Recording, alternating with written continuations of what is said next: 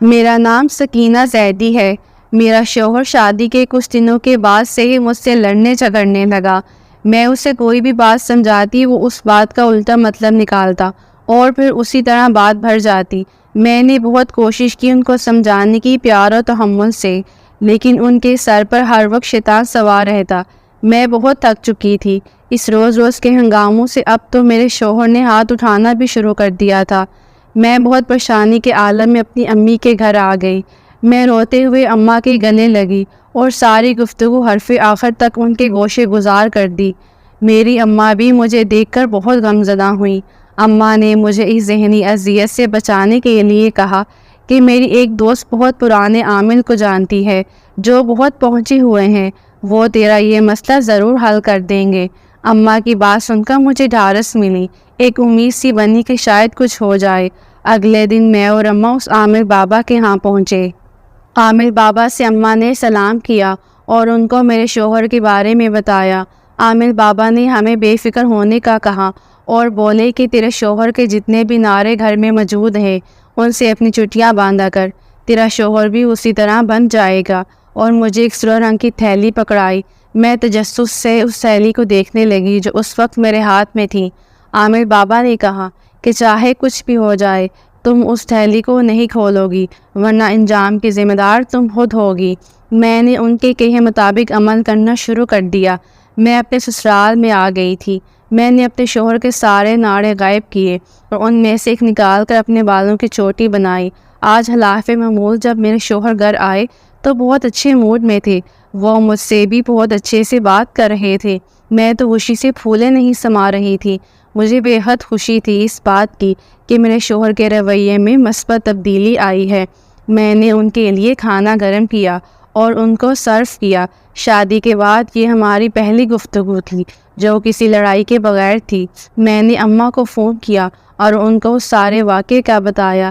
اماں نے بھی دل سے شکریہ ادا کیا کہ اللہ نے سن لی، نہ جانے کیا ہو جاتا۔ میری حالت دیکھنے لائق تھی۔ اب تو میں نے عادت بنا لی تھی کہ روزانہ اپنے بالوں کی چوٹی کرتی اور اس میں اپنے شوہر کا نعرہ ڈالتی۔ کسی کو نہیں پتہ چلتا تھا۔ میرا شوہر بھی کافی بار مجھ سے پوچھ گچھ کی، لیکن میں نے صاف انکار کر دیا کہ مجھے اس بارے میں بالکل علم نہیں۔ دن گزرنے لگے۔ آج مجھے عمل کرتے ہوئے 30 دن ہو چکے تھے۔ میرا شوہر بالکل ٹھیک ہو گئے تھے۔ میں نے خوب صدقہ خیرات دیا۔ ان کی حالت بھی میرے جیسی تھی۔ وہ بہت خوش دکھائی دے رہے تھے۔ ہم دونوں میں کوئی لڑائی جھگڑا نہیں تھا۔ میں نے سوچا کہ اب تو میرے شوہر بالکل ٹھیک ہو چکے ہیں، کیوں نہ اس سرخ تھیلی کو کھول کر اس کا معائنہ کیا جائے۔ مجھے یہ جاننے کی شدید خواہش تھی کہ اس تھیلی میں کیا ہے۔ دل کیا ابھی کھول کے دیکھوں، لیکن مجبور تھی۔ عامل بابا نے کہا تھا کہ 40 دن سے پہلے یہ تھیلی نہیں کھولنی چاہیے۔ میں بھی صبر کیے بیٹھی رہی۔ میں نے خود کو تھیلی کھولنے سے باز رکھا۔ میں نے خود کو اس تھیلی سے دور رکھنے کے لیے وہ تھیلی الماری کے اوپر چھپا دی، پر تب بھی میرے دل کو یہی بے چینی لگی رہی کہ ایسا کیا ہے اس تھیلی میں۔ میری تفتیش اور تجسس اس تھیلی کے بارے میں دن بدن بڑھتا جا رہا تھا۔ میرے شوہر اب میری بہت فکر کرنے لگے تھے۔ میں خوش بھی تھی، لیکن اس تھیلی میں جو بھی تھا اس نے میری راتوں کی نیندیں حرام کر دی تھیں۔ بس ہر پل یہی دھیان رہتا کہ کیا ہوگا اس تھیلی میں، ایسا کہیں کوئی، لیکن یہ کوئی پر ہی بات آ کر اٹک جاتی۔ میں چاہ کر بھی تھیلی کے علاوہ کسی اور چیز کے بارے میں نہیں سوچ پا رہی تھی۔ اس تھیلی کی کشش مجھے اپنی جانب کھینچ رہی تھی۔ میری ساس میرے کمرے میں آئیں تو بولی، بیٹا مجھے اپنی شال دو، ذرا میں بازار ہوں آؤں۔ میں نے ماں جی کو الماری سے شال نکال کر دی تو وہ بولی، میں ذرا دیر سے آؤں گی، تم دروازہ مت کھولنا کسی کے لیے بھی، آج کل کے لوگوں کا کوئی بھروسہ نہیں۔ میں نے ان کی بات سے اتفاق کیا اور ان کے جانے کے بعد دروازہ اچھی طرح بند کر کے اندر چلی آئی۔ میں نے سوچا اب میں اکیلی ہوں، کیوں نہ اس تھیلی کو کھول کر ہی دیکھوں۔ اتنے دنوں سے جان سولی پر لٹکی ہوئی ہے، کم از کم یہ تو پتہ چل جائے کہ اس نامراد تھیلی میں ایسا کیا ہے کہ میرے شوہر یکسر تبدیل ہو کر رہ گئے۔ اگر ایسا ہے تو پھر یہ تو تھیلی بڑی قیمتی ہے، لیکن اس تھیلی میں کیا ہوگا ایسا؟ میں سوچ میں ڈوبی الماری کے پاس چلی آئی جس کے اوپر میں نے تھیلی رکھی ہوئی تھی۔ میں نے اسٹول پر چڑھ کر تھیلی تلاش کی، پر یہ کیا، وہاں تو تھیلی تھی ہی نہیں۔ میں پریشانی سے ادھر ادھر ہاتھ مارنے لگی کہ کہیں کچھ مل جائے، مگر ناکام رہی۔ الماری کے اوپر کی جگہ بالکل خالی تھی۔ یہ سب میرے لیے باعث حیرت تھا۔ وہ تھیلی کیسے کہیں جا سکتی ہے، اس کے بارے میں تو کسی کو علم بھی نہیں۔ میں نے اپنے گھر کی ایک ایک چیز چھان ماری، لیکن وہ تھیلی مجھے کہیں نہ ملی۔ میں پریشانی کے عالم میں ٹہل رہی تھی جب دروازہ بجا۔ مجھے اماں کی بات یاد آئی کہ بغیر سوچے سمجھے دروازہ مت کھولنا۔ میں نے اندر سے ہی پوچھا کون ہے، تو باہر سے کسی عورت کی آواز آئی۔ اس نے کہا کہ وہ اماں کی دوست ہیں۔ مجھے فکر ہوئی کہ اگر اماں کی دوست نہ ہوئی کوئی اور ہوئی تو، اور اگر میں نے دروازہ نہیں کھولا تو اماں ناراض نہ ہو جائیں۔ میں نے اسی کشمکش کا شکار تھی کہ اچانک ہی میرے شوہر کی آواز مجھے سنائی دی، جو دروازہ کھولنے کا کہہ رہے تھی۔ میں نے دل سے اللہ تعالیٰ کا شکر ادا کیا اور فوراً آگے بڑھ کر دروازہ کھولا۔ میں نے جیسے دروازہ کھولا، سامنے ہی میرے شوہر اماں کی پیٹی ہاتھ میں لیے کھڑے تھے۔ مجھے سمجھ آ گیا یہ واقعی اماں کی سہیلی ہیں۔ میں نے ان کو سلام کیا اور اندر لے آئی۔ میں نے ان کے کھانے پینے کا انتظام کیا۔ تب تک اماں بھی آ چکی تھیں۔ اماں اور آنٹی دونوں باتوں میں مصروف تھے۔ میں نے کھانا لگایا اور سب کو بلایا۔ میں نے سب کو سرو کیا اور سوچا کہ یہی صحیح موقع ہے۔ میں جلدی سے عامر بابا کی تھیلی کا پتہ لگا لوں گی۔ میں نے اپنے کمرے میں ہر جگہ ڈھونڈی، لیکن کہیں نہ ملی۔ میں کمرے میں بلائی پھر رہی تھی، تبھی میرے شوہر نے مجھے آواز دی کہ چائے بنا دو۔ میں نے غائب دماغی سے ان کے لیے چائے بنائی اور سب کو پیش بھی کر دی۔ سب نے جیسے ہی چائے کا گھونٹ لیا، کھانسنے لگے۔ میں خیالوں کی دنیا سے باہر آئی اور سب کی طرف دیکھا۔ میرے شوہر مجھے دیکھتے ہوئے بولے، بیگم، میں نے میٹھی چائے مانگی تھی، نمکین نہیں۔ ان کے شرارتی جملے پر میں مسکرا بھی نہ سکی اور واپس شرمندہ سی سب کے لیے چائے بنانے لگی۔ میرا پورا دھیان صرف اس تھیلی پر تھا، جو اللہ دین کے چراغ کی طرح پتہ نہیں کہاں غائب ہو گئی تھی۔ دماغ سن ہو گیا تھا۔ سوچ کر عامر بابا کی دی ہوئی تھیلی کا کوئی سراغ نہ مل سکا۔ میں نے اپنی اماں کو اس بارے میں نہیں بتایا۔ مجھے ڈر تھا کہ وہ بھی مجھے سنائیں گی اور پھر عامر بابا بھی نہ جانے کیا کہیں گے۔ ان سوچوں کو مد نظر رکھتے ہوئے میں نے خود کو بتانے سے روکا اور خود ہی تلاش جاری رکھی۔ اس تھیلی نے تو جان ہی لے رکھی تھی۔ پتہ نہیں ایسا کون سا خزانہ تھا اس میں جو مل ہی نہیں رہی تھی۔ اب مجھے تجسس کے ساتھ ساتھ ڈر بھی بہت لگ رہا تھا، کیونکہ عامر بابا مجھ سے پہلے ہی کہہ چکے تھے کہ اس تھیلی کا بہت خیال رکھنا اور 40 دن تک کسی بھی صورت اسے مت کھولنا۔ میں نے ان کی باتوں پر عمل کیا، لیکن پھر بھی تھیلی کا کوئی اتا پتہ نہیں تھا۔ میں رات کو بستر میں لیٹی سوچ رہی تھی کہ کیوں نہ میں ایک بار شوہر اور ساس سے پوچھ کر دیکھ لوں، کیا پتہ ان لوگوں نے تھیلی دیکھی ہو، لیکن اس طرح ان کو مجھ پر شک ہو سکتا ہے اور 100 سوال جواب بھی۔ میں نے خاموشی رکھی اور اپنی جدوجہد جاری رکھی۔ میں بس کسی بھی طرح اس تھیلی تک پہنچنا چاہتی تھی، اس کے راز کے بارے میں جاننا چاہتی تھی، جس راز نے مجھے پچھلے 35 دن سے تجسس میں مبتلا کر رکھا تھا۔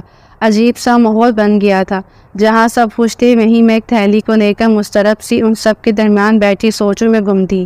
میری زندگی میں یہ پہلا واقعہ تھا جس نے مجھے اس قدر ڈرا دیا تھا، ورنہ میں بے حد مضبوط حافظے کی مالک ہوں۔ میری تھیلی نے مجھے یہ سوچنے پر مجبور کر دیا تھا کہ کہیں میں وہ تھیلی بھول تو نہیں گئی رکھ کر، کیونکہ میں پورے گھر ایک ایک چیز اچھے سے دیکھ چکی تھی۔ اب میں نے دوبارہ عامر بابا کے پاس جانے کا سوچا۔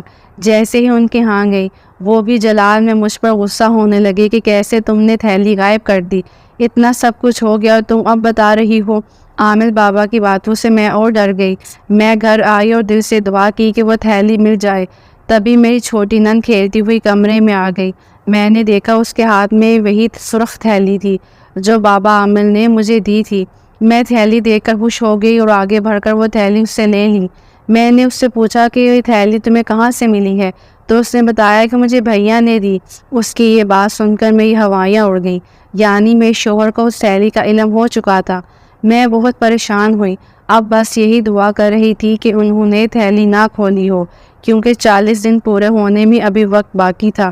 میں نے اپنے شوہر کو کال ملائی اور ان سے طبیعت خرابی کا بہانہ کر کے گھر بلایا۔ وہ جیسے ہی گھر آئے تو میں نے باہر ہی ان کا انتظار کر رہی تھی۔ وہ پریشانی سے میری طرف بڑھے اور بولے، کیا ہوا ہے تمہیں؟ طبیعت تو ٹھیک ہے نا؟ میں نے ان کا ہاتھ پکڑا اور کمرے میں لے کر چلی گئی۔ میں بہت مضطرب سے ان کے ساتھ بیٹھی اور ان کے ہاتھ تھامنے ساری کہانی بتانے کی ہمت جٹانے لگی۔ آخرکار میں نے ساری خدشات سائڈ پر رکھ کر ان کو ساری بات روتے ہوئے بتانے لگی۔ جو حالات تھے وہ بھی میرے شوہر نے بہت تحمل سے میری بات سنی اور آخر میں گہرا سانس بھرتے ہوئے باہر چلے گئے۔ میں بے چینی کے عالم میں انگلیاں مروڑنے لگی۔ حالت ایسی تھی جیسے کسی نے تپتی دھوپ میں بے آسرا چھوڑ دیا ہو۔ میں بہت بری طرح پھنس چکی تھی۔ اب مجھے احساس ہو رہا تھا کیا کر چکی ہوں۔ اگر میرے شوہر نے مجھے چھوڑ دیا تو میں کہاں جاؤں گی؟ یہ سوچ میرے لیے سہانے روح تھی۔ میں اللہ سے دعائیں مانگ رہی تھی کہ میرے شوہر نے اس تھیلی کو نہ دیکھا ہو۔ میں بس یہی بڑبڑا رہی تھی تب میرے شوہر روم میں آئے۔ ان کے ہاتھ میں کتاب تھی۔ میں خاموشی سے ان کی ساری کارروائی دیکھ رہی تھی۔ میرے شوہر میرے ساتھ بیٹھے اور مجھے بولنے لگے، میں یہ بات پہلے ہی دن سے جانتا تھا کہ تم نے اس تھیلی کو کہاں چھپایا ہے، اور میں تمہاری اور تمہاری اماں کی ساری باتیں سن چکا تھا جب تم ہمارے جھگڑے کے بارے میں بتا رہی تھی۔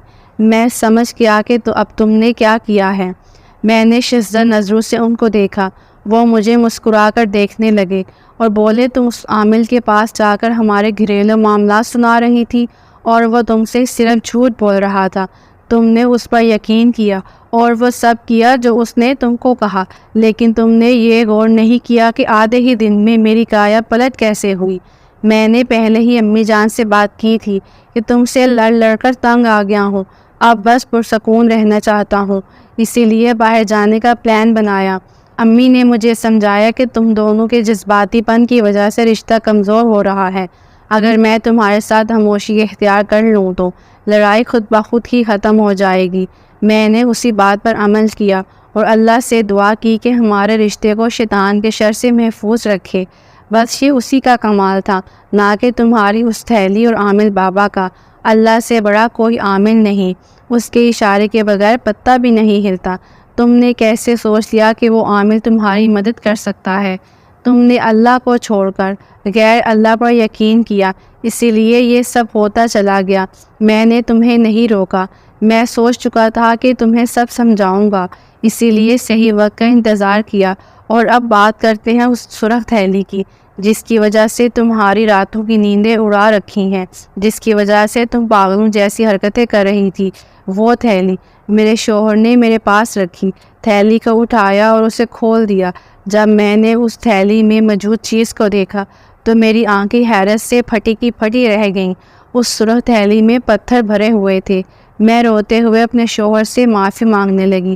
مجھے سمجھ آ گئی تھی کہ اس عامل نے کس طرح مجھے بیوقوف بنایا۔ اس کی وجہ سے میرا سب کچھ تباہ ہو جاتا اگر آج میرے شوہر سمجھداری سے کام نہ لیتے۔ میں بہت خوش تھی، دل میں اپنے رب کی بے حد شکر گزار سی، جس نے مجھ جیسے گناہ گار پر اپنا کرم کیا، ورنہ نہ جانے وہ جاہل عامل مجھ سے کیا کیا کرواتا۔ سچ کہا ہے کسی نے کہ جب ہم موقع دیتے ہیں تبھی لوگ دھوکہ دیتے ہیں۔ اللہ سے بڑا کوئی علم والا نہیں ہے، اس لیے اس کے حکم کا انتظار کریں، ہو سکتا ہے دیر میں خیر ہو۔